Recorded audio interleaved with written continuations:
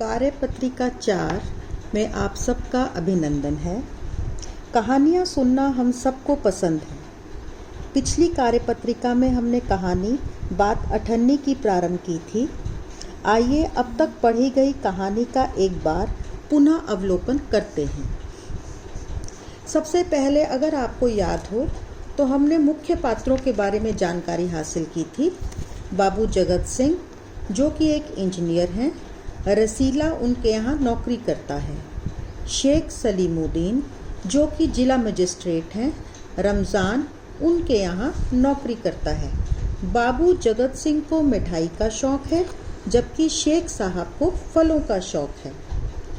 इसी प्रकार से जब कभी रमज़ान का दाव लगता है तो वह शेख साहब के यहाँ से फल कई बार बाबू जगत सिंह के नौकर रसीला को दे देता है और रसीला का दाव लगने पर कई बार वह मिठाई जो है अपने दोस्त रमज़ान को दे देता है।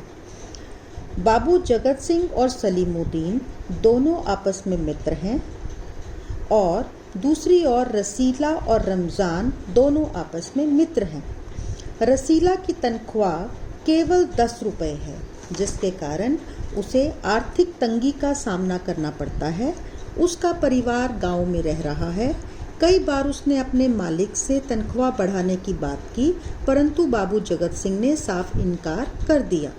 परंतु रसीला नौकरी भी बदलना नहीं चाहता था क्योंकि उसे ऐसा लगता था कि जितनी इज्जत मुझे यहाँ पर मिल रही है हो सकता है नई नौकरी पर जाने पर उतनी इज्जत ना मिले। एक बार रसीला को परेशान देखकर उसके दोस्त रमज़ान ने पैसों से उसकी मदद की। रमज़ान ने रसीला की जो मदद की थी वे पैसे उसने गांव भेज दिए जिससे उसके बच्चे स्वस्थ हो गए अर्थात ठीक हो गए। उसने रमज़ान का ऋण चुका दिया। ऋण अर्थात कर्जा। रसीला ने अपने दोस्त रमज़ान का कर्जा भी चुका दिया। केवल 8 आने बाकी रह गए। 8 आने अर्थात 50 पैसे। रमज़ान ने कभी भी पैसे ना मांगे फिर भी रसीला उसके आगे आंख ना उठा पाता, जबकि रमज़ान जानता था कि रसीला के पास आर्थिक तंगी रहती है। उसने कभी भी उससे पैसे नहीं मांगे लेकिन फिर भी रसीला को उसके सामने आंख उठाते हुए शर्म आती थी अर्थात वह अपने दोस्त का सामना नहीं कर पाता था। एक दिन की बात है, बाबू जगत सिंह किसी से कमरे में बात कर रहे थे। रसीला ने सुना इंजीनियर बाबू कह रहे हैं बस 500, इतनी सी रकम देकर आप मेरा अपमान कर रहे हैं। यहाँ पर बाबू जगत सिंह की बात की जा रही है। कोई व्यक्ति उनके पास बैठा हुआ है, कमरा बंद है, अंदर दोनों व्यक्ति हैं।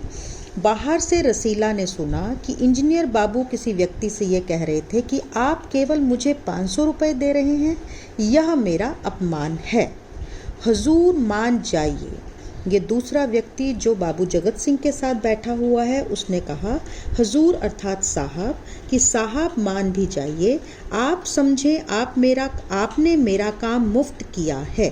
मुफ्त अर्थात बिना पैसे लिए, कि आप ये समझना कि आपने मेरे काम के लिए कोई पैसा ही नहीं लिया। अर्थात बाबू जगत सिंह उस व्यक्ति से रिश्वत लेने का प्रयास कर रहे हैं।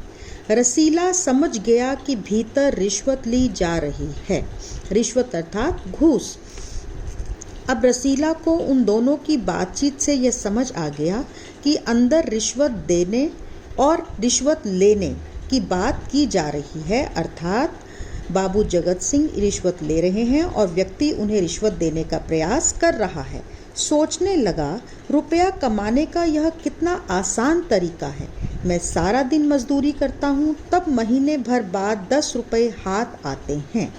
दोनों की बातचीत सुनकर रसीला सोचने पर मजबूर हो गया कि मेरी इतनी मेहनत करने के बावजूद भी मुझे इतने कम पैसे मिलते हैं जबकि जगत सिंह सिर्फ कुर्सी पर बैठकर बात भर कर रहे हैं और उन्हें कितनी कमाई हो रही है। वह बाहर आया और रमज़ान को सारी बात सुना दी। वह भरा हुआ था। वह अपने विचार किसी से साझा करना चाहता था, इसलिए उसने अपने दोस्त रमज़ान से सारी बातें कह दी। रमज़ान बोला, बस इतनी सी बात? हमारे शेख साहब तो उनके भी गुरु हैं, गुरु अर्थात उस्ताद, कि तुम सिर्फ इतनी सी 500 रुपए की बात कर रहे हो कि शेख साहब तो उससे भी ज़्यादा रिश्वत लेते हैं। आज भी एक शिकार फंसा है, अर्थात एक व्यक्ति आज भी उनके पास अपना काम निकलवाने के लिए आया है। 1000 से कम तय ना होगा कि 1000 रुपये रिश्वत ली जाएगी, उससे कम में शेख सलीमुद्दीन मानने वाले नहीं हैं। भैया, गुनाह का फल मिलेगा या नहीं यह तो भगवान जाने, पर ऐसी ही कमाई से कोठियों में रहते हैं, और एक हम हैं कि परिश्रम करने पर भी हाथ में कुछ नहीं रहता। अब दोनों आपस में बात कर रहे हैं कि भगवान उन्हें कोई फल देगा उन्हें गलत काम करने के लिए या नहीं, परंतु जितनी भी कमाई वे कर रहे हैं उसी कमाई के बल पर वे बड़ी बड़ी आलीशान कोठियों में रहते हैं और अपना गुजारा शान से करते हैं। और एक हम लोग हैं जो इतना परिश्रम करते हैं फिर भी हमारे हाथ में कम पैसे आते हैं।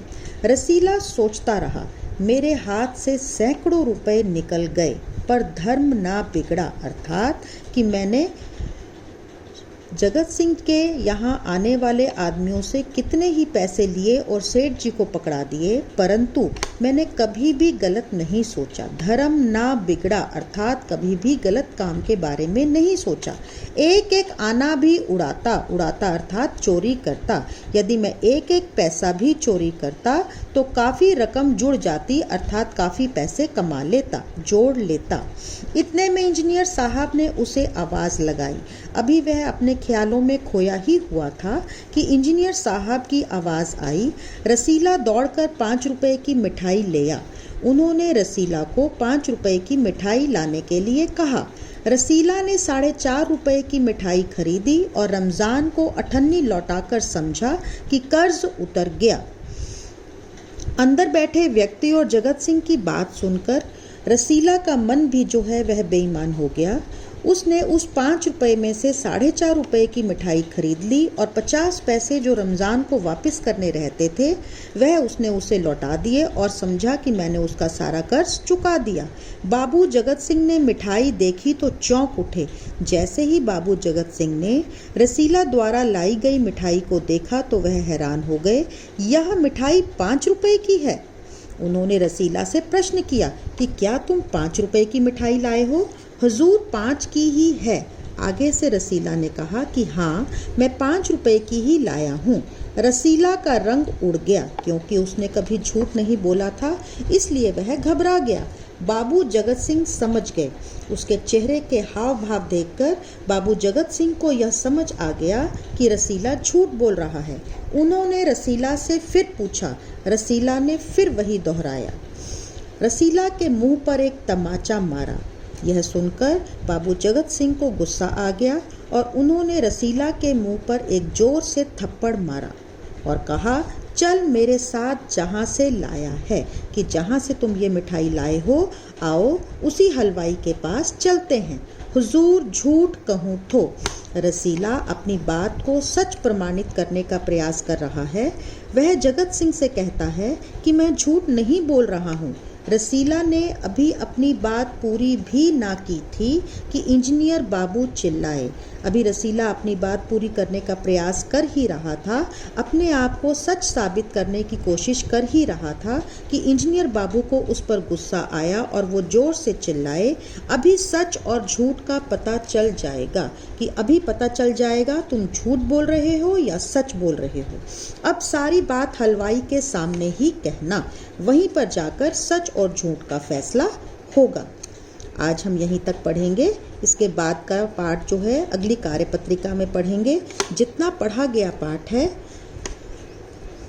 उसके आधार पर आपको एक प्रश्न का उत्तर देना है। क्या रसीला द्वारा रमज़ान को 5 रुपए में से 50 पैसे लौटाना सही था? अपने उत्तर की पुष्टि करें ध्यान से। यदि आपको लगता है सही था तो भी उसका कारण बताएं। यदि आप सोचते हैं कि गलत था तो भी उसका कारण बताएं। धन्यवाद। आपका दिन शुभ हो।